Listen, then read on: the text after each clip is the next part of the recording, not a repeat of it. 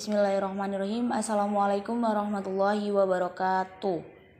Perkenalkan, nama saya Indriani Paluvi dengan NPM 216910414. Saya berasal dari kelas 1D dengan materi kuliah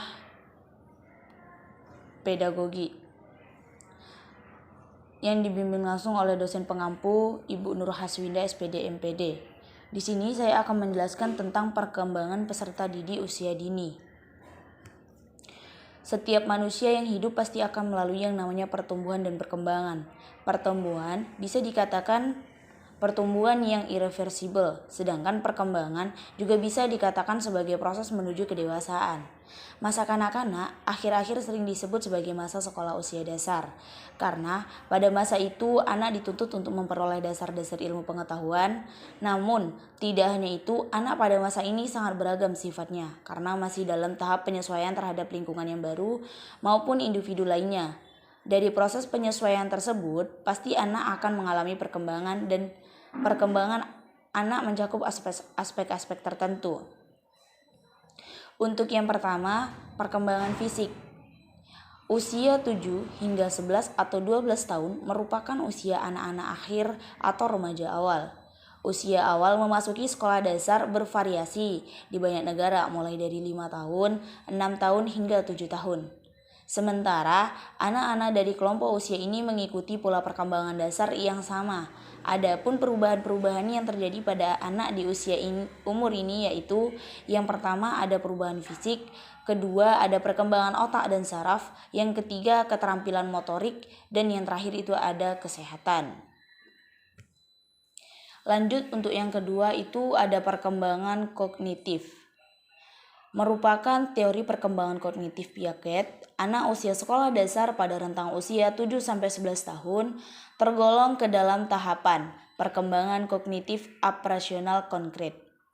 Pada anak usia ini sudah mampu berpikir secara logis terhadap peristiwa-peristiwa yang bersifat nyata, mampu memahami percakapan dengan orang lain. Pada daya ingatan mereka juga berkembang menjadi sangat kuat pada usia sekolah dasar. Kemampuan lainnya yang menonjol yaitu anak tidak lagi berpikir dengan pola egosentris, atau dengan kata lain sudah mulai mampu menilai sesuatu dari sudut pandang orang lain.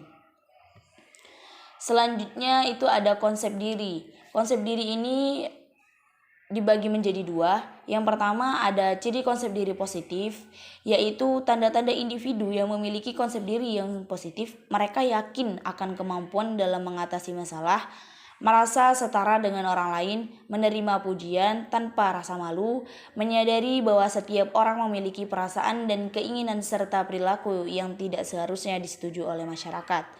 Yang kedua, ciri konsep diri negatif, yaitu seseorang yang tidak mempunyai konsep diri yang baik, maka mereka akan peka terhadap kritikan, responsif sekali terhadap pujian, cenderung bersifat hiperkritis, yaitu selalu mengeluh, menyela, meremehkan orang lain, serta bersifat pesimis. Selanjutnya itu ada kognisi sosial. Kognisi ini merupakan sebagai manusia yang tumbuh dewasa, peserta didik meningkatkan pengembangan dalam kognisi sosial atau pengetahuan, pengalaman, dan pemahaman tentang kehidupan masyarakat dan aturan-aturan perilaku sosial. Termasuk dalam kondisi ini adalah proses sosial dan perasaan orang lain. Baiklah, mungkin itu saja yang dapat saya jelaskan. Kurang dan lebihnya saya mohon maaf. Saya akhiri. Wassalamualaikum warahmatullahi wabarakatuh.